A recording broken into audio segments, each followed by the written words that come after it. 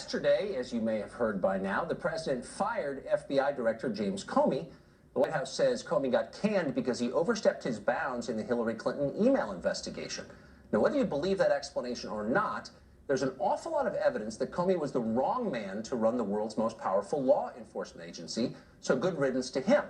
Now, under normal circumstances, an awful lot of Democrats here in Washington would have agreed with that assessment. They never liked Comey, they never trusted him, and they had ample reason to feel that way. But these are not normal circumstances. Donald Trump is now the president, which in the view of the permanent Washington class means that anything the White House does isn't simply wrong and immoral and stupid, but literally the beginning of the end of America itself. Now, if you watched any of the cable news yappers over the past 24 hours, you've seen it. Jim Comey's firing was a coup. It's the Reichstag fire, the Hindenburg, the Lusitania, 3 Mile Island. Any number of other historical disasters, none of them quite relevant to what actually happened yesterday, but all of them awful. And that's the point. More than anything, though, Comey's dismissal represented, cue the ominous music here, a constitutional crisis. It's a grotesque abuse of power by the President of the United States.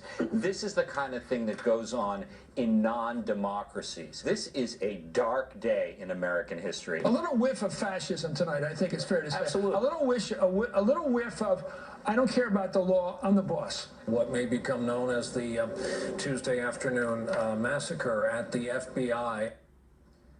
Now, let's clear up one thing right now. It's not a constitutional crisis when the Constitution allows you to do it. The FBI director serves at the pleasure of the president, all presidents, and can be dismissed at any time, and sometimes he ought to be, like yesterday.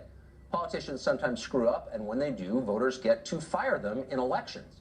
But when an unelected bureaucrat with a 10-year term who commands his own army and can put you in prison, what do you do when a guy like that goes off the rails? That's a real problem. In fact, it's the real threat to democracy people on television are always lecturing the rest of us about. That's where we were as of yesterday morning with Comey running the FBI. Now that's been fixed. So no matter how you feel about Trump, you ought to be happy about that.